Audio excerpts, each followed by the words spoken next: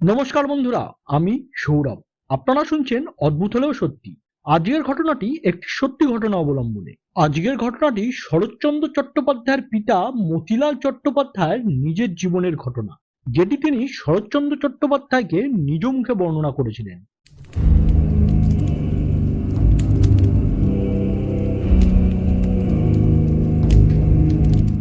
প্রখ্যাত সাহিত্যিক শরৎচন্দ্র চট্টোপাধ্যায় তার পিতা মতিলালের দেখা একটি রোমহর্ষক ঘটনা তার পিতার মুখ থেকে শুনেছিলেন। তা একদিন তিনি সাহিত্যিক সৌরীন্দ্রমোহন মুখোপাধ্যায়কে শুনিয়েওছিলেন। সৌরিনবাবু একদিন শরৎচন্দ্রকে জিজ্ঞেস করেছিলেন, আচ্ছা শরৎদা, তুমি ভূত মানো? শরৎচন্দ্র উত্তর দিয়েছিলেন, ওরে বাবা, খুব মানি, ভূত দেখেওছি। তাছাড়া আমি আমার বাবার মুখে একটি কাহিনী যা শুনেছি তা ভুলবার নয়। কাহিনীটি বলছি শোনো। বাবা কাশীতে বেশ কিছুদিন বাস করেছিলেন। পূজা অর্চনায় তার বেশ মন ছিল। তিনি নিত্য অন্নপূর্ণা, বিশ্বনাথের মন্দিরে যাওয়া এবং অন্যান্য মঠ মন্দিরে ঘোরাও বাদ দিতেন না। একদিন তিনি মন্দিরে শুনলেন এক ভদ্রলোকের দুঃখের কাহিনী। ভদ্রলোক তাকে বলেছিলেন, আমি বাড়িতে নিত্য পূজা করি, শালগ্রাম শিলা পূজা। আমি নিজে পুজো করি, রাত্রে ঠাকুরের আরতি করি এবং রাত্রে আরতির পরে ঠাকুর ঘরটি বেশ গুছিয়ে রেখে আসি। আর রাত্রে ঠাকুর ঘরে তালা লাগানো থাকে, কেননা বিগ্রহের গায়ে সোনার গয়না আছে, পাছে চুরি যায়। তবে রাত 11টা-12টা নাগাদ তালা বন্ধ ঠাকুর ঘর থেকে আমি রোজই আরতির ঘন্টা শুনি। তালা খুলে ঘরে ঢুকে দেখি কোথাও কেউ নেই, অথচ ঠাকুরের সামনের আসন পাতা, আসনের কাছে থালায় ফুল, তুলসী পাতা প্রভৃতি উপকরণ। সেগুলো বেশ সাজানো গোছানো নয়। পাত্র থেকে ফুল প্রভৃতি তুলে কেউ যেন পুজো করেছে। কোষাকুষিতে জল পর্যন্ত রয়েছে, অথচ আমি নিজে আরতি শেষ করে কোষাকুষি, পুষ্পপাত্র সবকিছু সাজিয়ে গুছিয়ে যথাস্থানে রেখে তারপরে বেরিয়ে এসে ঘরে তালা দিই। তার উপর শালগ্রাম শিলাকে ঠাকুরের বিছানায় শুয়ে আমি ঠাকুরের খাটে মশারি পর্যন্ত ফেলে আসি, ঠাকুর ঘুমোবেন। কিন্তু তালা খুলে অত রাত্রে ঠাকুর ঘরে গিয়ে দেখি ঠাকুরের খাটের ছোট মশারিটা তোলা, ঠাকুরকে বিছানা থেকে নামিয়ে আসনের সামনে তামার তাতে রাখা হয়েছে এবং শালগ্রাম শিলার গায়ে চন্দনও মাখানো, ফুল তুলসী পাতা দেওয়া। আরতির পর ঠাকুরঘর থেকে বেরিয়ে আসবার পর এই চন্দন, এই ফুল কোথা থেকে কে নিয়ে আসে? এক আশ্চর্য কথা। শুধু এক রাত্রি নয়, প্রতি রাতে এই ব্যাপারটি ঘটতে থাকে। এই কাহিনী শুনে বাবার খুব কৌতূহল হলো।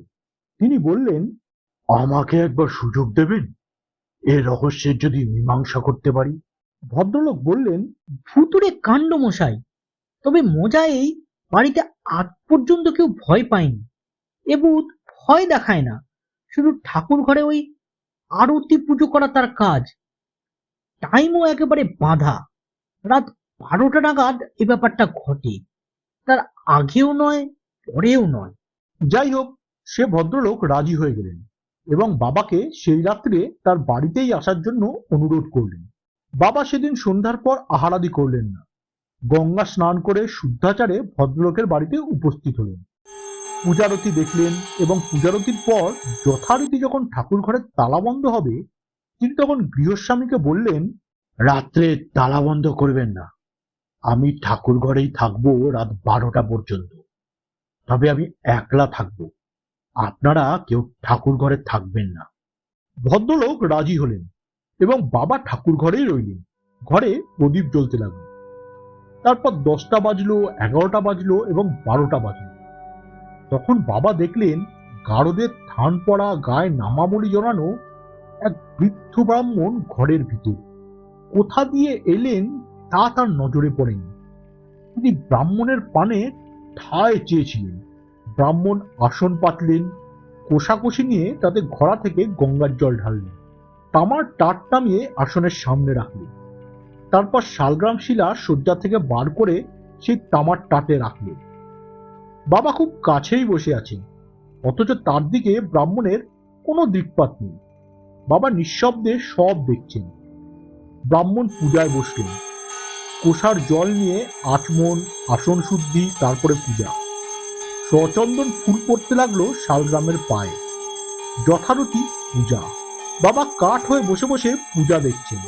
তারপর আরতি, ঘন্টা বাজিয়ে পঞ্চপ্রদীপ জেলে যথারীতি আরতি। তারপর বৃদ্ধ ব্রাহ্মণ হঠাৎ অদৃশ্য হলেন। বাবা ঠাকুর ঘরের দরজা খুললেন। ঘরের বাইরে ভদ্রলোক এবং তার বাড়ির কজন পরিজন। বাবা তাদের সমস্ত ব্যাপারটা বললেন। বৃদ্ধ ব্রাহ্মণের চেহারার যে বর্ণনা দিলেন, শুনে ভদ্রলোকের গায়ে কাঁটা দিয়ে উঠল। তিনি বললেন, কি বলছেন? এই চেহারা তো আমার স্বর্গত বাবার। তিনি নিজেই পূজারাদি করতেন। বাবা তখন তাকে বলেন, কাল রাতেও আমি এই ঘরে থাকব এবং চেষ্টা করে দেখব যদি কোনো কথা জানতে পারি। পরের দিন রাত্রে বাবা ঠিক করলেন সেই ভদ্রলোককে পূজারতি করতে দেবেন না। তিনি ঠিক করলেন তিনি পূজা করবেন এবং রাত 11:15টায় পূজায় বসবেন। কথা মতো কাজ। ঠাকুর ঘরে বাবা পূজায় বসেছেন। তিনি আরতি করতে যাবেন, হঠাৎ পাশে দেখেন সেই বৃদ্ধ ব্রাহ্মণ। বাবা তাকে বলেন, আমায় অনুমতি দিন, আমি আজ আরতি করি। বৃদ্ধ ব্রাহ্মণ বললেন, আচ্ছা ঠিক আছে, করো, আমি দেখব। বাবা আরতি করলেন।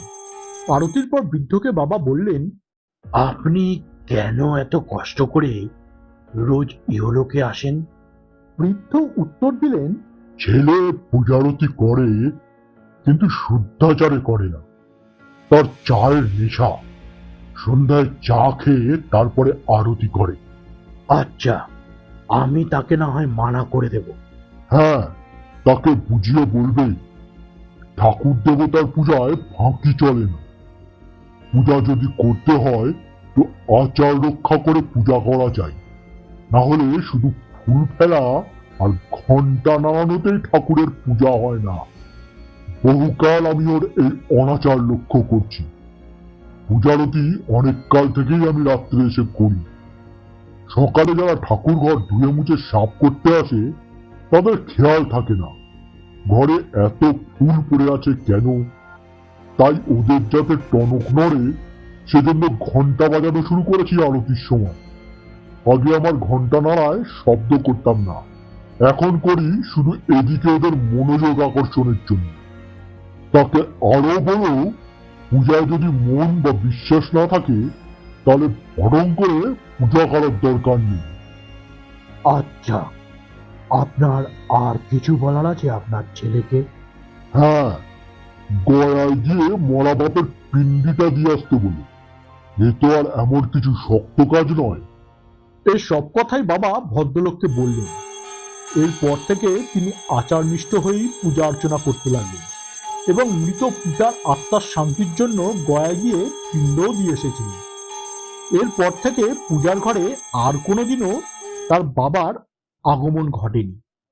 কেমন লাগলো বন্ধুরা আজকের এই ঘটনাটি?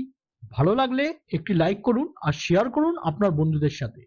আর হ্যাঁ, সাবস্ক্রাইব করতে ভুলবেন না যেন, কারণ প্রতি শুক্রবার ঠিক রাত 9টায় এই রকম ভিডিও নিয়ে আমি হাজির থাকছি ঠিক এই চ্যানেলে। তাহলে বেল আইকনটিও টিপে দিন, তাহলে আপনাদের কাছে নোটিফিকেশনটিও পৌঁছে যাবে। তাহলে আজকের মতো নমস্কার।